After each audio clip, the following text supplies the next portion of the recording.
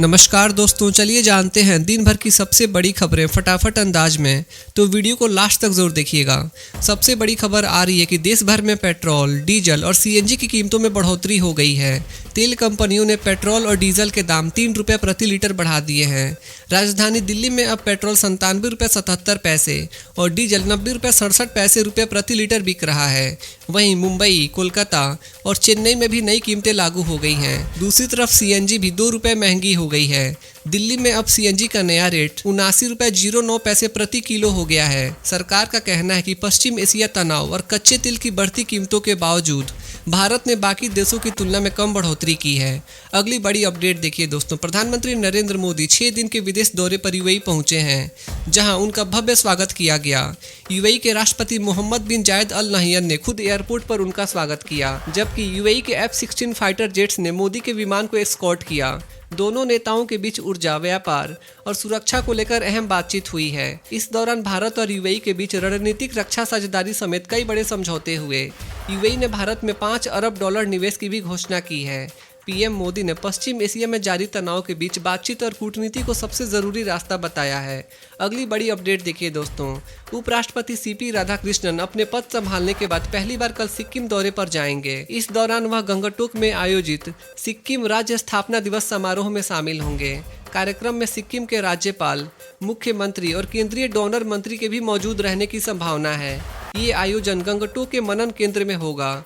माना जा रहा है कि इस दौरे के जरिए केंद्र और पूर्वोत्तर राज्यों के बीच संबंधों को और मजबूत करने पर भी जोर दिया जाएगा। अगली बड़ी अपडेट देखिए दोस्तों, केंद्र सरकार ने नीट यूजी 2026 दोबारा कराने का ऐलान कर दिया है। केंद्रीय शिक्षा मंत्री धर्मेंद्र प्रधान ने कहा कि छात्रों का हित सरकार की सबसे बड़ी प्राथमिकता है। एनटीए के मुताबिक अब नीट यूजी की री एग्जाम 21 जून को होगी और एडमिट कार्ड 14 जून तक जारी कर दिए जाएंगे। सरकार ने ये भी घोषणा की है कि अगले साल से परीक्षा ओएमआर सीट की जगह कंप्यूटर बेस्ड टेस्ट यानी सीबीटी मोड में कराई जाएगी। शिक्षा मंत्री ने माना कि एनटीए में सुधार की जरूरत है और भविष्य में पेपर लीक जैसी घटनाओं को रोकने के लिए सख्त कदम उठाए जाएंगे।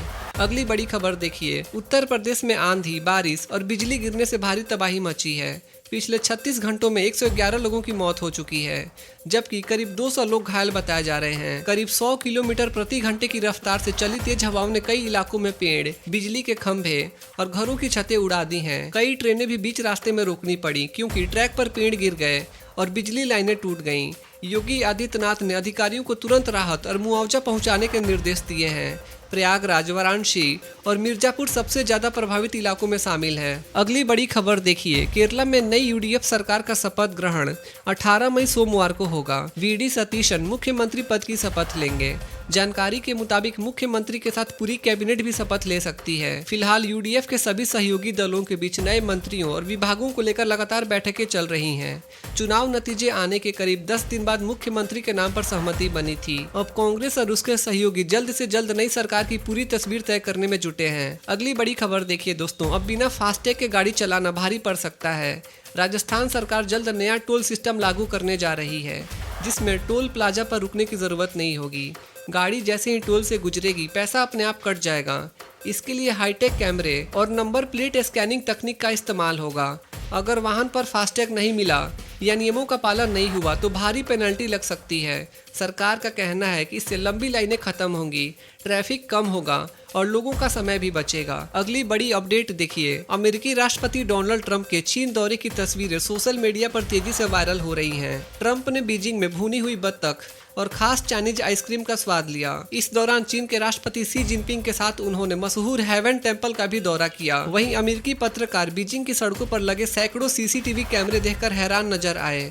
ट्रंप के इस दौरे को अमेरिका चीन संबंधों में नई बातचीत और कूटनीतिक संदेश के तौर पर देखा जा रहा है। अगली बड़ी खबर देखिए, सरकार ने माना है कि नीट परीक्षा में पेपर लीक जैसी गंभीर गड़बड़ियां हुई हैं। इसी के बाद बड़ा फैसला लेते हुए घोषणा की गई है कि अगले साल से नीट परीक्षा ऑनलाइन यानी कंप्यूटर बेस्ड टेस्ट मोड में कराई जाएगी। हालांकि इस साल रद्द हुई परीक्षा 21 जून को दोबारा होगी और यह पहले की तरह पेपर पेंसिल मोड में ही आयोजित की जाएगी। केंद्रीय शिक्षा मंत्री धर्मेंद्र प्रधान ने कहा कि परीक्षा प्रणाली में बड़े सुधार किए जाएंगे ताकि भविष्य में ऐसी घटनाएं दोबारा न हो और छात्रों का भरोसा बना रहे। अगली बड़ी खबर देखिए दोस्तों, सोना और चांदी की कीमतों में बड़ी गिरावट देखने को मिली है। सिर्फ एक दिन में चांदी करीब 19,693 रुपये सस्ती हो गई है, जबकि सोने के दाम में भी करीब 3,000 रुपये की कमी आई है। इसके बाद 1 किलो चांदी की कीमत करीब 2,68,000 रुपए और 10 ग्राम सोने का भाव करीब 1,58,000 रुपए पर पहुंच गया है। बाजार विशेषज्ञों के मुताबिक आयात शुल्क बढ़ने और अंतर्राष्ट्रीय बाजार में उतार चढ़ाव की वजह से कीमतों में यह बड़ा बदलाव आया है। इससे पहले प्रधानमंत्री नरेंद्र मोदी भी लोगों से कुछ समय तक सोने की खरीदारी टालने की अपील कर चुके हैं। तो दोस्तों, ये थी आज के दिन भर की सबसे बड़ी खबरें। वीडियो पसंद आई हो तो लाइक करें, शेयर करें और हमारे चैनल इंडियन जनता न्यूज़ को सब्सक्राइब करना ना भूलें। मिलते हैं अगली बड़ी अपडेट के साथ। जय हिंद।